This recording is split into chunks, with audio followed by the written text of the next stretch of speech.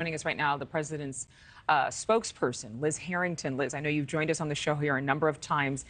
This particular indictment goes well beyond Jack Smith's charges. I mean, Fani Willis alleging racketeering violations, as we heard from Robert there just a second ago, in order to charge that criminal conspiracy. What's the response from the former president?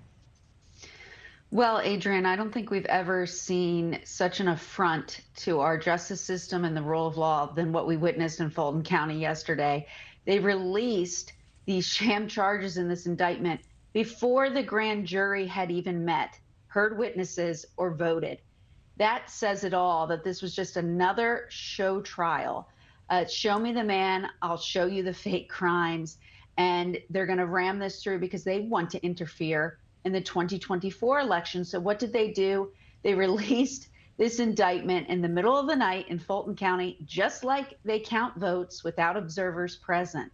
And they released these counts and charged President Trump for literally sending tweets, encouraging people to watch the news, to engage in public hearings, to hold press conferences.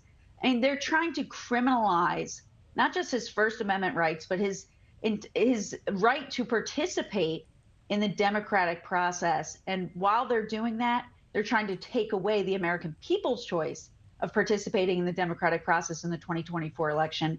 It is a travesty. It is a disgrace, but there is nothing tying it to the facts or the law.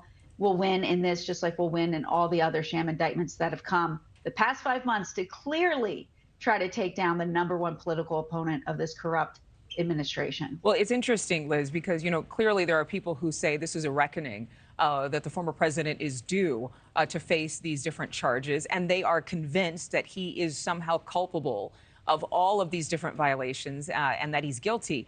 What would you say? What is one solid piece of information that you would share with the American public, those who might be skeptical of him, and say there is no way that he committed a crime here?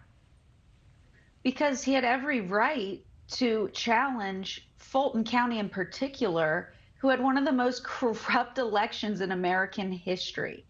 I mean, there is nothing following. If you read these charges, and they're trying to criminalize the fact that he objected to a corrupt election by posting on Twitter, by holding press conferences.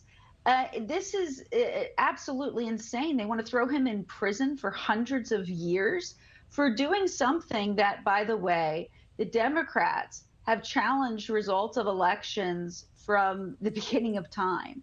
And we actually have the evidence. So if you look at Fulton County, this was a county that when they did the second machine recount, they were 17,000 votes short.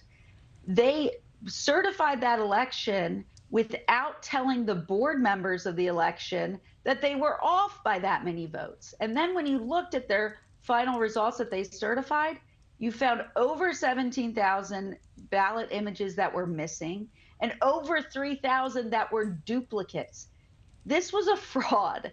It was a fraud perpetrated on the American people, especially on the citizens of Fulton County. And that's just one example of irregularities that far exceed the margin of 11,779 votes. So President Trump had every right to contest this. He is the First Amendment. He should be treated like anyone else who has their First Amendment right to petition their government for grievances.